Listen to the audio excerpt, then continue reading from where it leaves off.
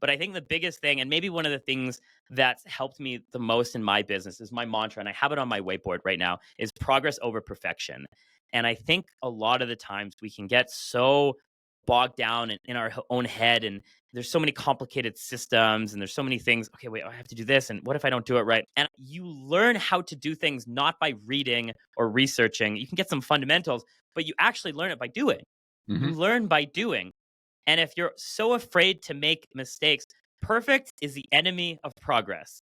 And if you're afraid to make mistakes and learn and adapt along the way, you're never going to get started. And the faster that you can get over that initial fear of just trying something. Like, yeah, there's, systems and all these other and analytics and tags and keywords and optimization and hooks and etc. And it can be quite overwhelming. But the number one thing I would say is just start. Just do. You're listening to The Uncertainty Edge, the show about the art and science of moving forward when the path isn't clear. I'm your host, Sam Sivarajan. Each episode, I sit down with leaders, advisors, and thinkers to explore how they navigate uncertainty, make better decisions, and stay focused in a world that rarely cooperates. Together, we'll look for the clarity hidden inside uncertainty.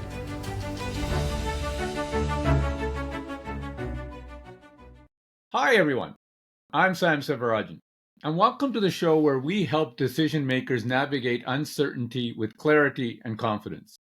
Whether you're guiding clients through complex transitions, leading teams through disruption, or facing your own pivotal moments, this podcast gives you the frameworks and insights from leaders who have mastered high-stakes decisions.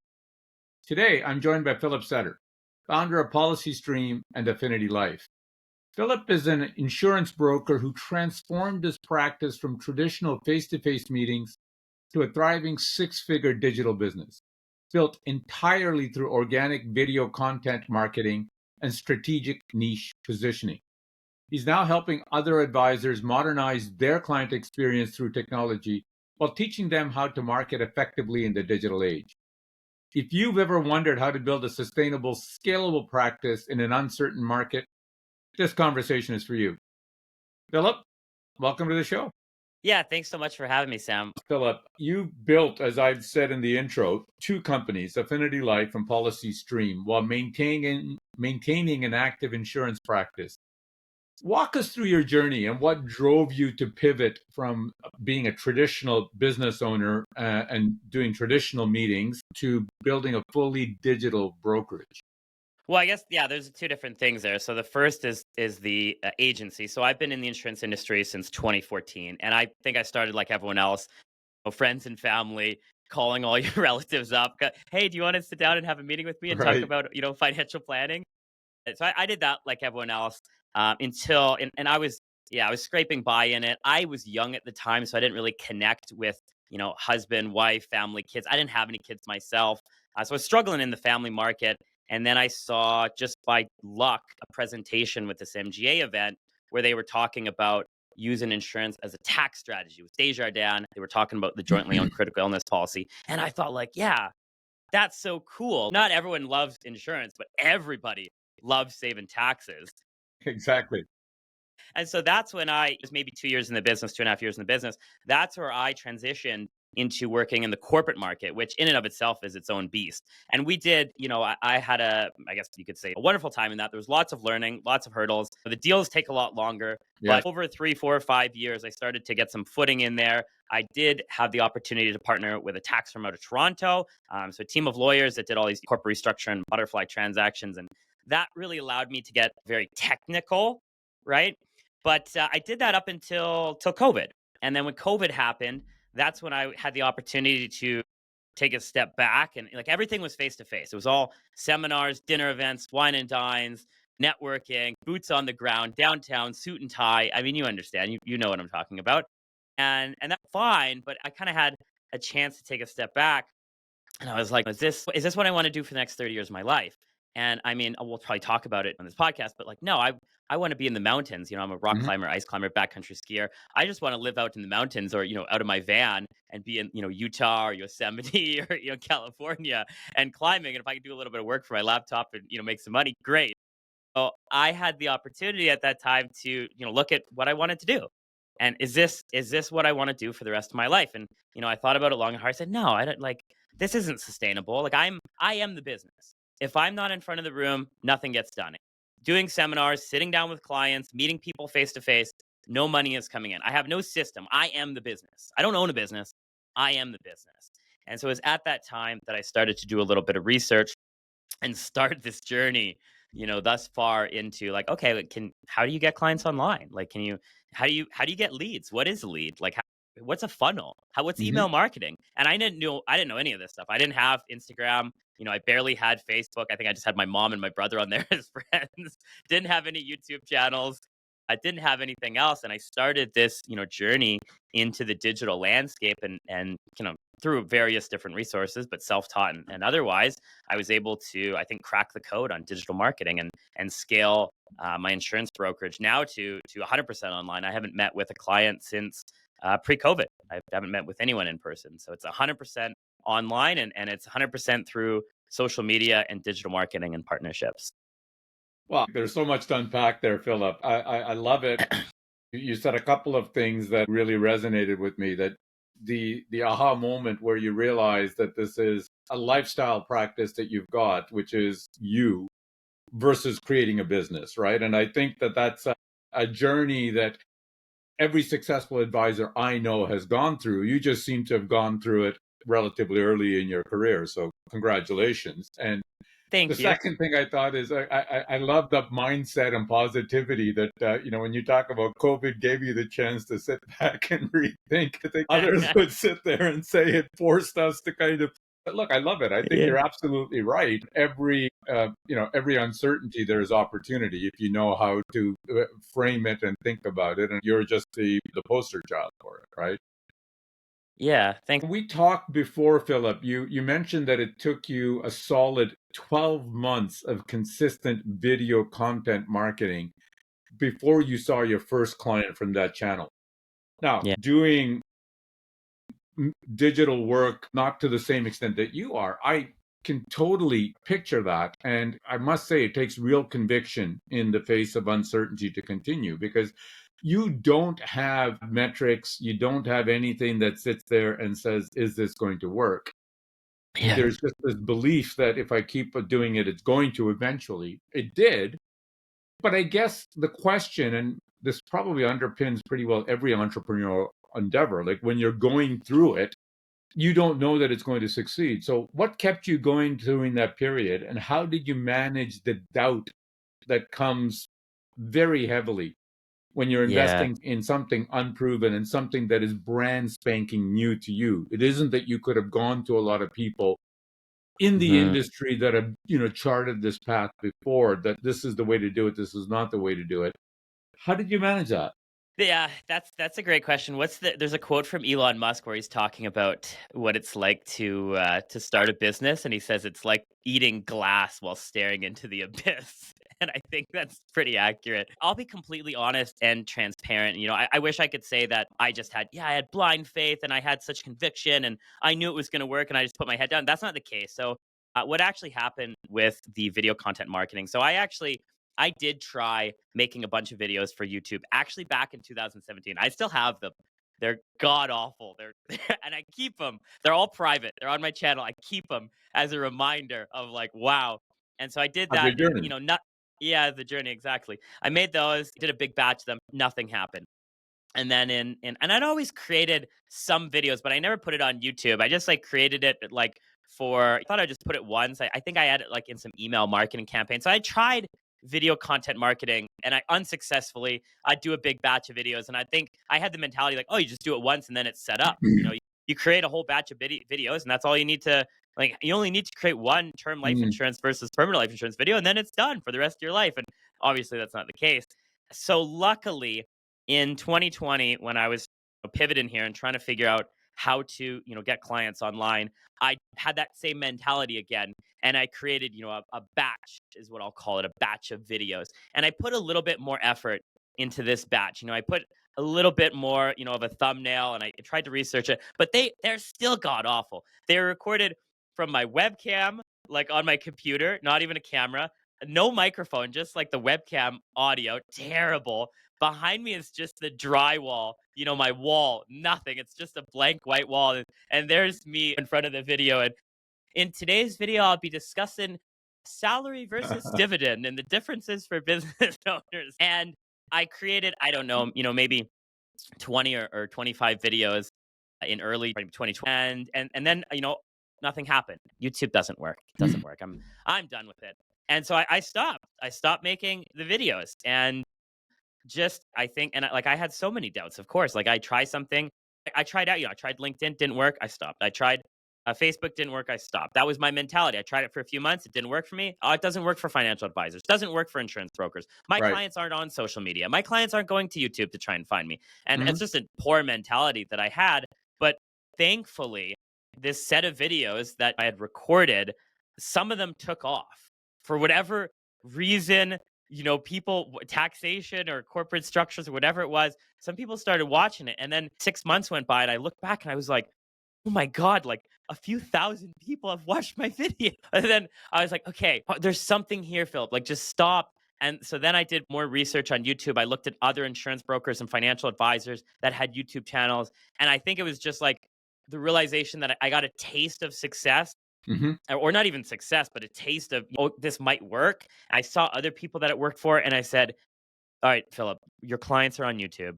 Like this is you. You're the problem. Like it's not everything else. It's not the system. It's not the video. Not YouTube. You're the problem. You need to commit to this until it works. If you're not getting views and people aren't clicking on your video, it's you. You didn't do a good thumbnail. You didn't do a good title. You didn't do a good video content. You didn't have a good hook, whatever it was.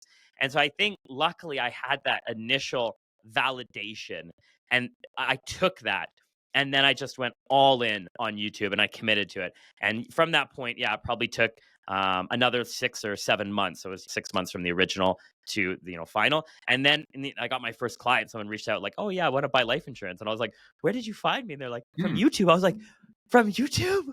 Oh God, okay, great." And now it's like such common practice. Like every phone call I have, I'm like, "Oh, you found me on YouTube, right?" And they're like, "Yeah, yeah." I'm like, "Okay, great. You've seen the videos. Okay." My advice, sorry to sum that up. Yeah, I don't have. I had the validation. I guess if you can look at other people that have done it, you can see that it does work for other people. You just need to emulate what they've done, create it as your own. Of course, be authentic and genuine, but see what's worked for other people, and then just copy that, put your own spin on it, and keep going down that path.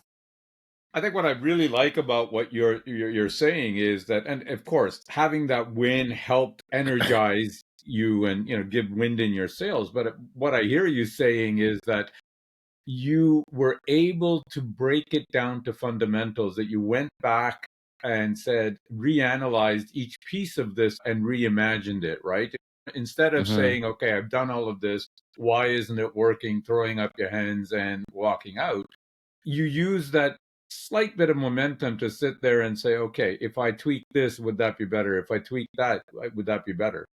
And what you're describing is really experimenting, right? I mean, you're experimenting to see what would be Yeah. your, tracking the data. And look, I've always believed, and most entrepreneurs, successful entrepreneurs, you brought up Elon Musk before. I think that's what it's all about, isn't it? It's about experimentation. It's Yeah. about testing and learning, and there are no sacred cows.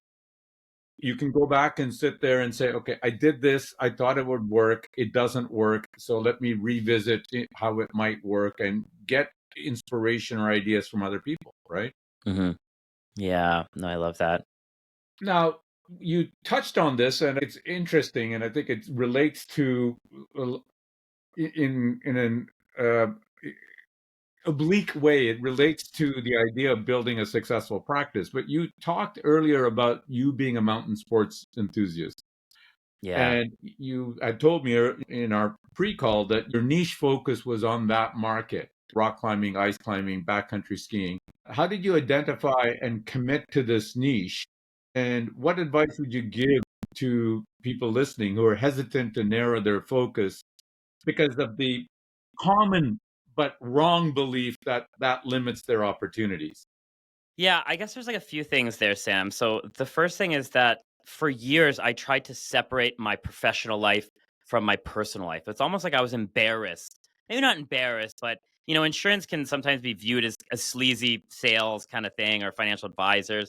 And so I tried to separate them for so many years. There was Philip Sutter, the insurance broker, and then there was Philip Sutter, the climber. And they were two completely different, versions of myself. And yeah, I really did myself a discredit. I was always not only hiding my personal side of the business, but also hiding behind company names as well. I never wanted to personally brand myself. It was always Quantum Financial, Business Critical, even Affinity Life. I've hidden behind that. And I've never just been, hey, I'm Philip Sutter, the insurance broker. I've always tried to hide behind some things. Right.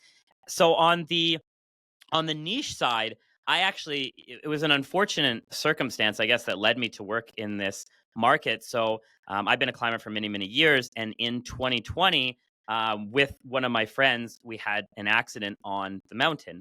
And my friend that I was with, my partner, unfortunately, he passed away. Pardon me, at the time. He was married. He had a newborn son. Life was just starting for him, a new house and everything. And he didn't have life insurance. And I was very close with the family afterwards and, went to the funeral and everything. And I saw everything that was happening firsthand. Of course, it was a really good family and they stuck together, but there was, strains. The wife had to move and they had to, get some help and with the kid. And so it was a lot. During that process, I went out to get more life insurance for myself. I had purchased life insurance when I first started in the industry and I wasn't a climber. And so during that process, I went to go apply with a whole bunch of different companies. If you've ever, I'm not sure if you're familiar with, extreme sports as a avocation for insurance, but if you check that, box, they come back to you with a supplemental questionnaire saying like, oh, tell us more. That's so interesting. How high? How hard? How frequently? What difficulty? Do you solo, etc. So I just was oblivious on the, Yeah. application. Oh yeah, yeah, it's solo and hard and all these things. And the original quote was like $30, with the traditional plan. They came back to me with like, a $4 or $5 per 1,000 rating, which bumped it to like $290 a month. Yeah. And I was like, what? I was like, there's no way. So that's when I did a little bit of research into simplified issue products. And I found a few different carriers that work really well for individuals that are engaged in extreme sports. And through that, it was just like a fluke. Like I should have thought about it. I shouldn't have hid behind not only like my companies, but hid my profession from my personal life. I shouldn't have kept them separate for so long because I would have been able to identify this need much earlier on in my career. Unfortunately, it took, this accident with my friend and the realization that I should get some more life insurance to come to this position where I said, yeah, I have a market that like genuinely I can As a serve. need. There's a genuine need that these people have. It's a danger, like it is dangerous. People pass away all the time. And the insurance options, they're confusing. There's exclusions, there's ratings. It's difficult to navigate. And so for years, I didn't go into this market because I was trying to hide, myself from my friends who were climbers and tried to hide my business because I was ashamed of it for whatever reason. And once I identified this and I decided like, yeah, okay, I think there's something here. I should go all in. That's when business really exploded from that standpoint, especially. And I would probably say that niche market makes up 40 to 45% of my overall business, which is fantastic. And not only that, but it's like there's a genuine need to serve those people. Hmm. There's like it's a market or demographic that I connect with, that I have a personal story that resonates with me, that I can share and I can help them with their problems. And so I think I was doing them a great disservice by not going into that market. So Sharing I that think, part. yeah. So I think if you can find something in your life that you're incredibly passionate about. A lot of people niche down with financial services and insurance into like a lot of people love going to doctors or dentists. They say, I niche down into that. Well, that's fine. Listen, it's no problem. Whatever. If you want to go to that, that's fine. However, if you have something in your life that deeply resonates with you and you went through some of these problems yourself and you can fix these problems for another group, maybe you're, a woodworking professional. You love woodworking, for example, and you build, on the side, you build all these tables and things like that, and you're using saws and things. Oh, crap, I got to get that disability plan just in case I cut a finger off or something like that. All the problems of woodworkers, and you connect with them. You could build your niche to something that you're already so passionate about. And then you're not creating anything extra. You already love woodworking. You're just creating some content while you're already, living out your passion, and you're connecting with the demographic that you also are going through those pain points. So I think it's a great way to build a business if you can find those two things that align. So I agree with you 100%. I would argue to some extent that every person can do it. It's just a matter of looking. I had a former guest on the on my podcast who was a nuclear engineer. He was a nuclear operator in the U.S. And when he retired or when he left that industry, he became a financial advisor. And his whole niche was talking to people from the nuclear industry, scientists and engineers, because his kind of granular way of spreadsheets and things and explaining and doing things resonated with that audience. So I Yeah. think to your point, first of all, finding your passion and connecting it to your business is sound advice. But the key that you're talking about, and this former guest said, look, there's nothing wrong, as you said, with targeting doctors, targeting dentists, etc. It makes sense. But it's not enough to say that's a niche you're focusing on. You have to be able to articulate why you are the right solution for that person. It's not that I have a passion to get my teeth cleaned. There's got to be something that I do that either in my background or in the kind of solutions that I offer that is specifically tailored and works well for that. In your Yeah. case, you're connecting on a personal level with people that share your passion for rock climbing or mountain climbing, etc.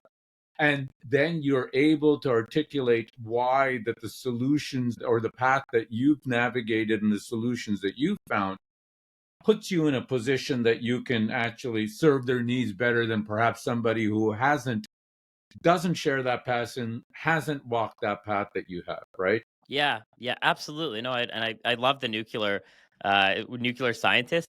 I love that because like someone would look at that and say like, oh, there's no way you could niche into this, and he's even a past occupation as well. I used to be an electrician before I came into the financial services industry, and I could have went all in on electricians. I know the pain points of everything that you go through. So yeah, there's got to be you have to find exactly. You can't just, I mean, you can, but there's a better way to do it.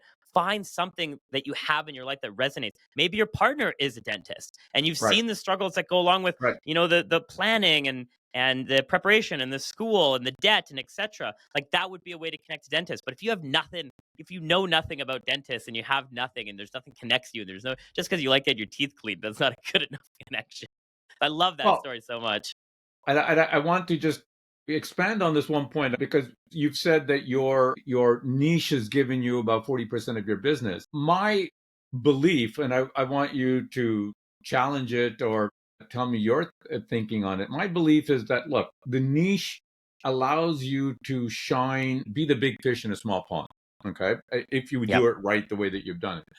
But I Yeah. think to the worries that advisors or others have that limits your opportunities. My view is that, and people that I've talked to before says that being in that niche actually puts a spotlight on you and brings other opportunities. So you've got people that connect with you initially because of your shared rock climbing passion. And then they have a friend who's in need of insurance, etc., and that they get referred. So being in Hmm. a niche in Hmm. my view, doesn't limit you only to that market. It just gives you an opportunity to be that big fish in the pond that then makes you referable to other people. Would you agree? Is that your experience? 100%. Yeah, it's like the blue ocean strategy, right? So it's going into an ocean where there's no one else. The red ocean strategy is competing with every other insurance broker in this space. And if you just set up a website and I sell term life insurance, it's like, yeah, you and 100,000 other, right? But as soon as you set yourself apart, other people, even if they're not in that specific niche, this guy's doing something interesting and cool, totally different. Let me just check this out. Maybe he's got some services for me. So I've never found that the case to limit me with.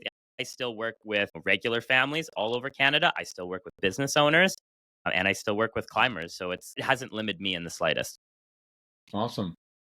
Now, when we talked before, Philip, you've talked about, and I love this, you've talked about the know, like, and trust factor being the primary differentiator in, let's face it, in a commoditized industry like we're in.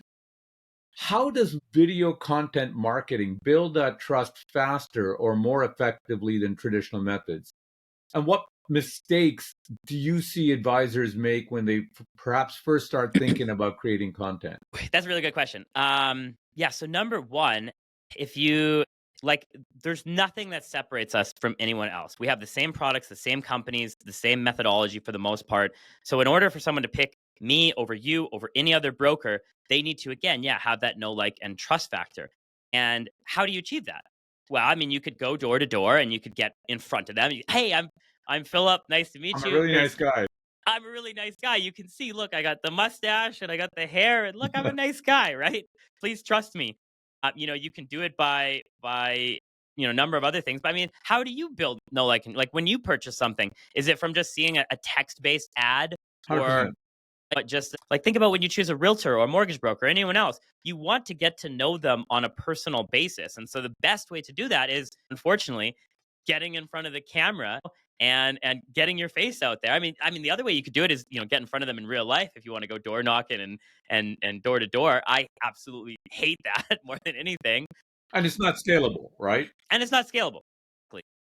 Video content marketing is the best in my opinion to build that know, like, and trust factor, get in front of your potential clients and get them to really see you, as an individual and why I would work with you. And to answer your second question, the biggest mistakes that I see other advisors and myself, I can learn from my own mistakes over the last 5 years. There's two that come top of mind. Mm. Number one is not being genuine and authentic in your videos. So a lot of the times, and this is still something I have to practice every day. I have to, this is not something that comes overnight. Every single day you have to practice this. Is, when you get in front of the camera, all of a sudden you go from just, having, like, we're having a conversation. You go from that to, good afternoon, everyone. Today, you put on this persona, this facade, and everyone can see through it, right? You're trying to Yeah. pretend to be someone you're not. You're not authentic. You're not genuine, which shines through, right? As soon as they see that, you can really take people out of the video, and they'll take out of that know, like, and trust factor. The way to by the way, the way to get over this, to become more authentic and genuine, is to focus on intent. And so what I mean by that, instead of getting in front of the video and thinking like, oh God, okay, I got to make a video about term life insurance versus perm life insurance, so I get some leads and clients, and so I can pay my mortgage this month. Oh God, okay, I got to do this. Instead of thinking like that, get in front of the camera and think, who's watching this video and what am I actually trying to help them with? What am I trying to get them to? What intent am I trying? Okay, man, there's a lot of people getting ripped off in Canada buying some products. I really want to explain the differences between term and whole life so they really understand it and they don't make a bad decision. If you think about the end user and you put that intent out there, you'll be more genuine and authentic. Even this conversation that we're having right now, my Mhm. intent is to think that there is another financial broker, insurance broker, financial advisor out there that's watching this, and I'm trying to deliver them real value that will help them in their business. And when I think about that intent, I can be more genuine and authentic, and that allows me to be more genuine and authentic. So that's, I guess, one of the biggest mistakes that I made. And then the second one is, I guess, being purely product focused. So Right. yes, we have some products to share. We have some complexities to share. If it's just from an informational standpoint, if you're just delivering information, if you're just, let me explain term 10 versus term 20, you're not going to be building that connection with the people. So you need to layer in a little bit of you, right? Like, as you're explaining it, you can say, yeah, the reason that you might pick this product is, oh, this reminds me of a story, actually. I was just sitting down with a client, and I meet a lot of clients. I'm from Calgary and meet lots of clients back and forth. And, it reminds me, my mom used to make great soup in Calgary. Maybe you don't need to go that far. But if you just explain the products from a very just, A, B, C analytical standpoint, I mean, they could go to ChatGPT to do that. They could go to Google. They could go to somewhere else. They're trying to, okay, do I want to work with this one? Can I have a further conversation? Do I know, like, and trust them? And so if you just focus on the technical aspect, you're missing out on building that genuine connection with them. And you do that by just layering in a little bit about yourself, a little bit of personal stories throughout telling or explaining the different products. I love that. Both elements, I think, are absolutely bang on. Let me dig into it a little bit. I think your point about intent and bringing in your personal side of it both make total sense and resonate. If I can push back, I guess the reality is that when the camera is rolling, you become very self-aware that this is being recorded. And the difference between having a conversation with a client across the table versus recording a video, for example, is that there is no do-over with the client, right? So I think you automatically get that intent and everything else in there. You said that you practice. So how do you practice? How does an advisor practice getting that intent or getting that away from that persona? Call it that camera persona versus the Yep. real persona, right? Yeah, yeah. I mean, it's a muscle like anything else. You don't do push-ups for 10 years and you go down to do a push-up. I mean, you're gonna do one and your arms are gonna be shaking. If you're doing push-ups every single day, 100 push-ups a day, you're gonna get pretty damn good at doing push-ups. So it's like anything else that we want to, train and work out. Consistency is key. And if you commit regular video schedule via whatever platforms, obviously I recommend YouTube, but if you commit to a regular video schedule and you're creating content all the time, you just naturally over time will get more and more comfortable in front of the video. And I've even noticed this in myself over the last 6 weeks. I've been recording this huge curriculum, which we can talk about, that I've probably recorded 70 videos in. And I could see from the first video to the last video the difference that even I can see in a 6 week period in myself. So the more that you get in front of the camera and the more that you just stop and reflect and bring that intent back and say, who am I genuinely trying to help? Who do I actually, what problem am I trying to solve? And who am I genuinely trying to help? Then again, it's like a muscle, like anything else. You get better and better. Consistency is key. And eventually over time, you'll be like, oh yeah, this is just natural. The camera is just like me talking to Sam.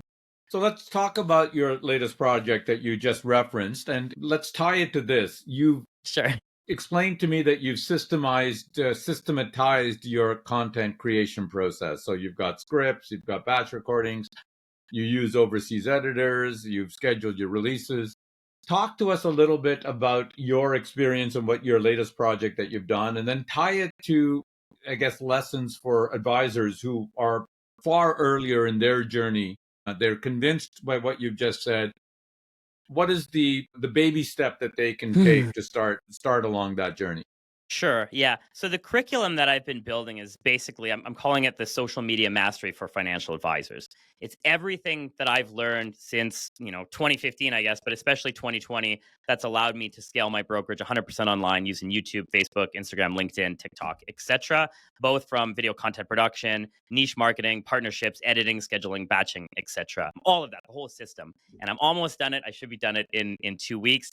The idea came for it, and we can talk about PolicyStream, but every PolicyStream user, and not only the users that have signed on, but also the conversations that I've had for the software, they say, oh, this backend system is phenomenal. It's great. So you just got to get clients to go there and they fill out the application and they, get the quotes. And then they'll say, okay, great. So how do I get the clients to the website?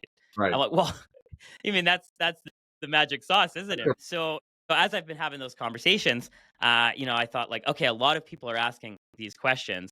Maybe there'd be some value in me putting together a little bit of a curriculum. So I've done that, and it's actually 100% complimentary to all PolicyStream users. So I want them, I genuinely want them to go through it, get the information, take the principles, put it into their own practice, and build that up and be able to. Because the more business that they get, the more valuable my software will be to them. Obviously, the more sticky they'll be as a customer, which long term is good for both of us. So that's the whole kind of nutshell right there.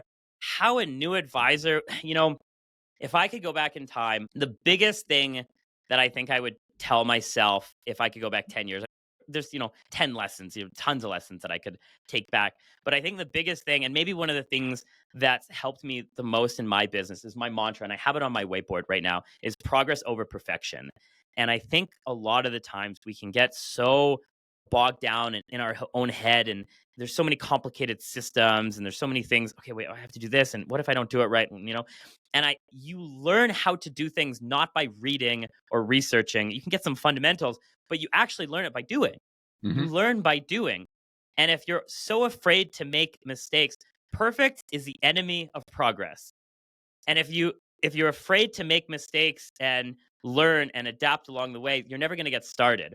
And the faster that you can get over that initial fear of just trying something, like, yeah, there's systems and all these other and analytics and tags and keywords and optimization and hooks and etc. And it can be quite overwhelming. But the number one thing I would say is just start.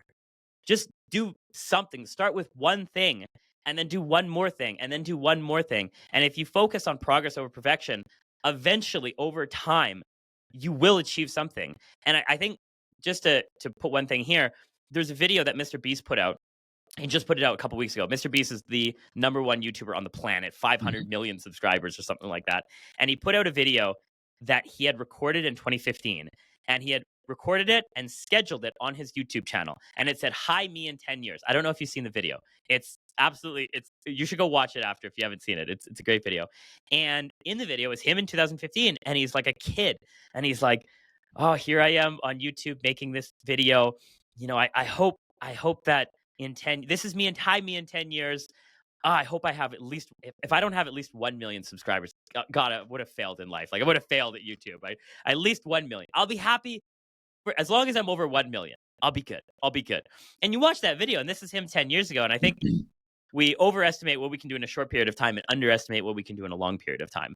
And Mr. Beast is the perfect example of progress over perfection. If you look at his early videos, they're terrible. Mhm. Just like my early videos, they're terrible. But he was just the perfect example of like, I am going to figure this out no matter what it takes. And I'm just going to keep putting out bad video after bad video after bad video until it gets good. And then it'll get better and then better and then better. So for new advisors, stop worrying about all the high level. Just do something. And then tomorrow do it a little bit better and keep doing that over time. Look, I love that. And I think this is so relevant especially in today's age of highly curated social media, the highlight reels that you only see. Something I always have to tell my now 23-year-old daughter is that the problem with social media is that you don't see the blooper reels, you see the highlight reels, right? Yeah. And so it is, as you say, the finished polished product that you see of Mr. Beast is 10 years. It's a 10-year overnight success story, right? And I think that the big obstacle to getting to where you want is just not trying it at all, not starting at all. You said, Mr. Beast, I'll use Confucius. Confucius says the journey of 1,000 miles starts with a single step, right? So, Yeah.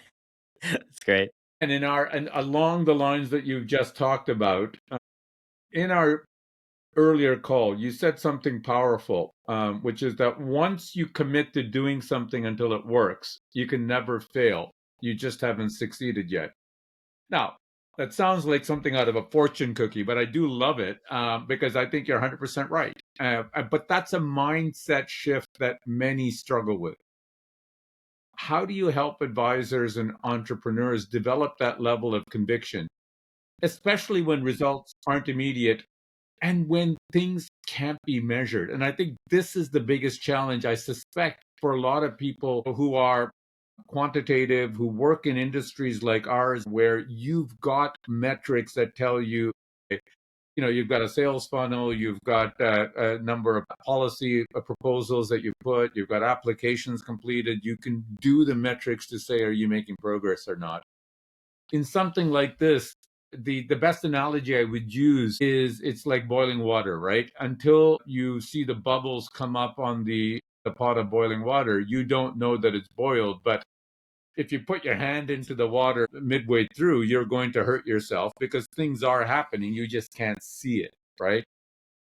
How do you get that kind of belief or mindset into you in doing things like this where it is like the pot of boiling water? Sam, that's such a great question. I wish that I could give like a great succinct answer. I'm just thinking about my own life and my own businesses and all my projects that I've tried and all the failures that I've done over the last 10 or 12 years.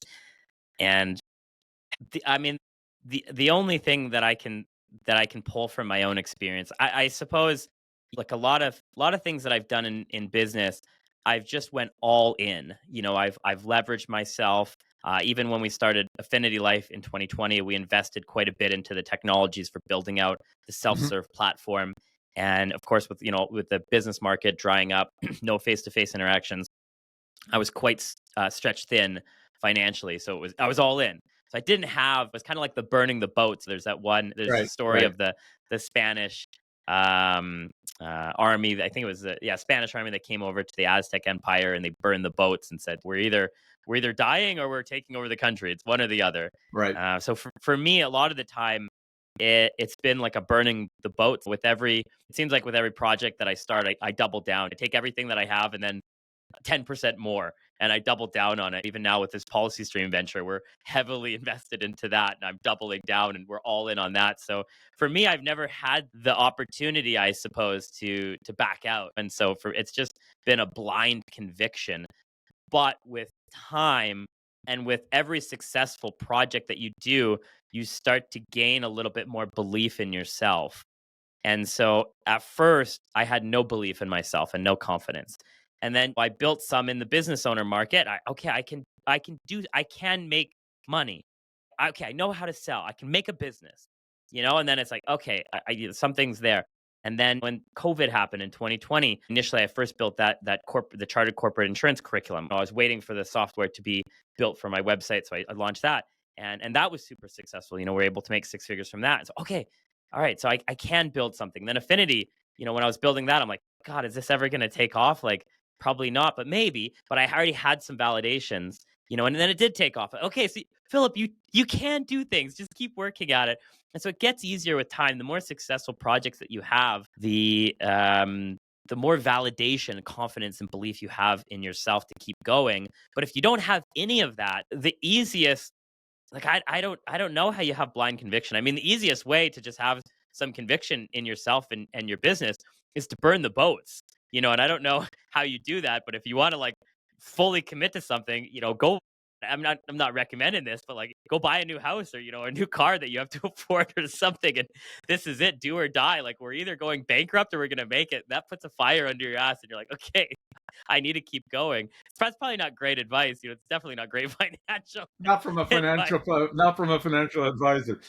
No, but look, I get your sentiment, and I think it's a great answer. At the end of the day, I think you do need to be fully committed, right, to whatever your initiative that you're doing. If you kind of sit there and are already planning excuses or exit ramps or off ramps, you're always going to be looking for it. And I Yeah. think your point about looking internally for your own sense of validation and experience, I think is very powerful. I mean, I'm not anywhere near the climber that you are, but I climb.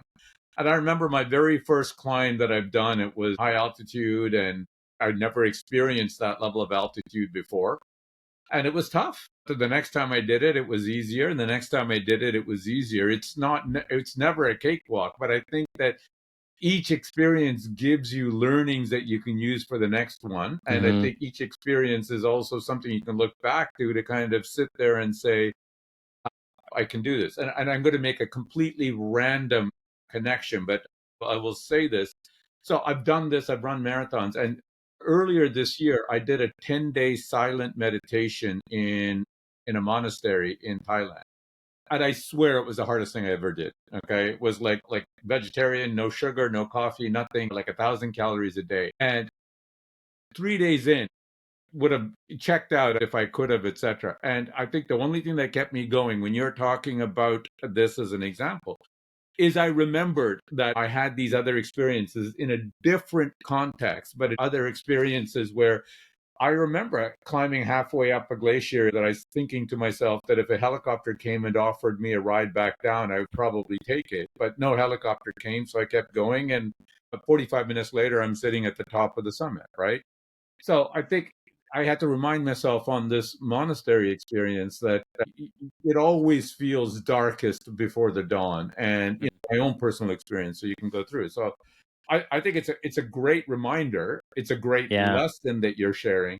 It's not easy to implement, but I would argue that anybody, like even if you're new to the industry or you're starting out, or if this is your first career, we all have experiences growing up dealing with adversity, being persistent and persevering to get to a goal. And that's the cookie out of the cookie jar that we need to hold on to. Yeah, I love that so much. Thanks for sharing that. And the silent meditation, that's congratulations on completing that. That's something that I would never be able to do. So that's it actually was my wife was betting against that I could stay silent for 10 days, but she lost that bet, I would say. So Philip, you've navigated major uncertainty, which is a big theme of this podcast. You've launched a digital brokerage during COVID. As you said, you got the opportunity. You invested in unproven marketing channels. You built a software company in a competitive space. What's your framework or toolkit for making decisions when the path forward isn't clear and the outcome is uncertain? That's another great question that, again, I wish I would have a great succinct answer for you. I think one of the things that myself personally I'm just really good at, I'm good at compartmentalizing. I'm good at putting things in their own specific silos and not creating, an overall stress ball. Sometimes you can have so many things happen in your life, you start to attach them together. Right, I right. do, and they're not related at all. One is something, like, oh, I forgot to take the garbage out, and the other one is like, oh, I lost a client. Two completely unrelated things. But you put them together. Yep. The garbage is You're overflowing, catastrophizing. and I lost a client. Yeah, and so I think I just do a really good job. And I don't do it. Of course, I slip up like everyone else. I'm not perfect, but I have developed these skills to, one, have just blind conviction and ambition, and two, compartmentalized. And so if I have stresses in one individual company or project, I retain them to that one specific. Okay, there's some things I need to work on in PolicyStream. Okay, so we have some bugs. There's some issues happening. Some clients aren't liking some of the features. Okay, we lost one. Okay, I need to fix that. Okay, that's fine. The clients over there on Affinity Life side, that's separate. Okay, don't worry about that. That's a different problem that I have to deal with later. So, I don't know if that's like the greatest answer, but I think I've No, just it's developed. I love it. I think you're so right. I think we do need to get better, all of us, at being able to isolate problems, right? And you don't need to solve the Yeah, world.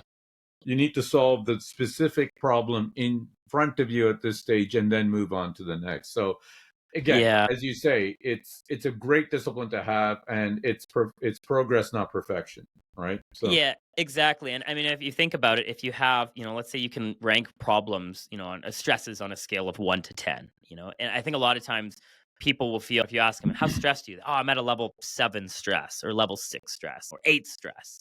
Well, does that mean you're dealing with level 8 stresses? No. It means you have a bunch of level 2 stresses that you're piling all together that's getting you to that level 8. But if you just took the time to write these all down, okay, I have some bills coming up I'm stressed about. I got to make some more money. Okay, that's one problem. Let's put that over. Let's put that at level 3, maybe level 4. I got to talk to this client and send them some more illustrations. They weren't happy. Okay, that's a level 1 problem. Level 2. If you actually wrote out all your problems and scaled them on 1 to 10, you would realize you're way more stressed than any individual problem that you have to deal with. So just isolate each specific problem and deal with it, and then reduce your stress accordingly. And I think if you practice that over time, it'll just get easier and I easier. love that. I love that framing. I think you're 100% right. We live, this is what you say, classic first world problems that collectively are overwhelming, but individually are relatively easy to manage, right? And Yep. we just need Yeah. to kind of isolate them and deal with it in that context. Philip, we're coming to the end of our podcast, so I have a few final rapid fire questions for you. So, number one, professionally, what is the most important lesson you've learned over the years? The most important lesson I've learned over the years. I suppose I have two. I have two Yeah, that but I'd like to share. I couldn't narrow it down to one specific one. The first lesson that I've fought for the longest time, and I'm learning more each and every single day, is that you are not your company. You drive business by driving your personal brand.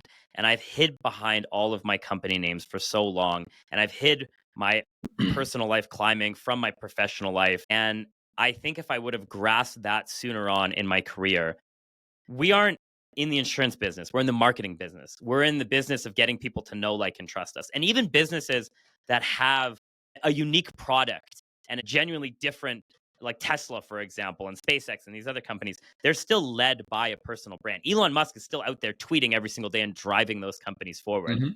I tried for so long to be this nameless, faceless organization that made money secretly behind the scenes. And I think that has costed me probably hundreds of thousands of dollars over my entire career. So I guess that would be one, is Great. my personal brand and me as an individual is the thing that is pushing business forward. And the second thing, I've already shared this before, but I do just want to share it again because it is my mantra, is progress over perfection. That has helped me tremendously in every single project that I've ever done and company that I've ever done.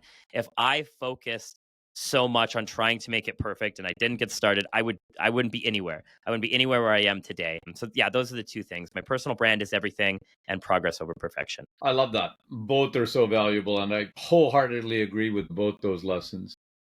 And last one, what is one tip that you would leave for listeners on how they could apply the insights that you shared today? This is specific to video content marketing, but I think you can put it into a lot of areas of your life. You can think about it even in your business as well. Sometimes we get very caught up in the analytics and the money making and want to get into business to make money. But if you take all of that back and you take it back to that intent framework that I previously mentioned, and you think about, well, who am I actually genuinely trying to help? Who am I trying to serve? I think that's a better way to live your life and run your business. And I think you'll find that you're a lot more passionate about waking up and getting in front of the camera or getting in front of the computer or getting in front of clients when you have a little bit of a higher purpose and a higher end goal in mind than just making money. I'm assuming that all of us have had choices, still have choices on how we make that money. I think you always have to tap into that reason. Is it who you serve? Is it what you do? Is it how you do it? But I think if you can tap into that, it allows that what you talked about, intent, that genuine personal connection. It's far easier to be made, right? Yeah. Yeah. Philip, this has been a really fun and great discussion. If listeners want to learn more about you, about PolicyStream or Affinity Life, where should they go? Yeah, lots of places you could connect with me all over social media. The two best places would be LinkedIn, just Philip Sutter on LinkedIn. And then the other one, I am launching a new YouTube channel, which is solely focused on creating content for financial advisors and insurance brokers, teaching them social media, digital marketing, automations, etc. And that is just under YouTube, Philip Sutter, quite easy to find. Awesome. Philip, thank you for joining us today on the show. Yeah, thank you so much, Sam. I really appreciate it. It was a pleasure talking to you. Yeah, you as well. You're listening to The Uncertainty Edge, the show. In this episode of The Uncertainty Edge, I spoke with Philip Sutter, founder of PolicyStream and Affinity Life, about transforming his insurance practice into a thriving six-figure digital business built entirely through content marketing. Here are my three key takeaways. Number one, progress over perfection. Philip's mantra isn't motivational fluff. It's the framework that allowed him to navigate every major pivot in his career. When he started creating videos in 2020, they were terrible. Webcam quality, blank wall, no microphone. But he didn't wait for perfect equipment or a polished script. He started. And 6 months later, when some videos gained traction, he doubled down. The lesson: you don't learn by researching, you learn by doing. If you're waiting for the perfect moment, you've already failed. Start badly and then improve daily. Number two, niche down, scale up. Philip's focus on rock climbers and extreme sports enthusiasts came from tragedy, losing a climbing partner with no life insurance.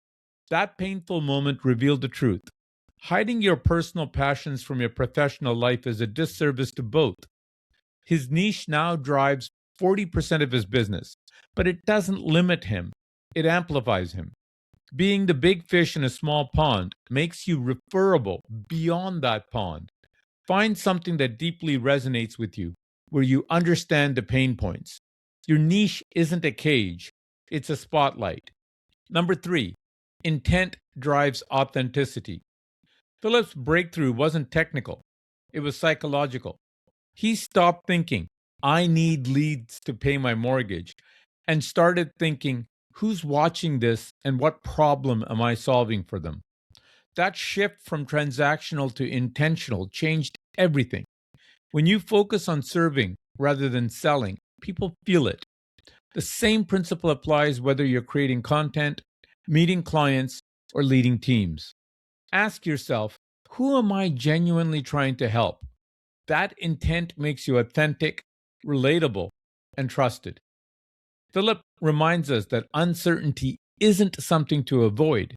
It's where conviction is built, one imperfect step at a time. The leaders who thrive aren't the ones with all the answers. They're the ones willing to start before they're ready. Thanks for listening to this episode of The Uncertainty Edge. If today's conversation sparked something, subscribe to the podcast so you don't miss an episode. You'll get practical tools, deeper insights, and new episodes every other Tuesday. Please leave a review wherever you get your podcasts.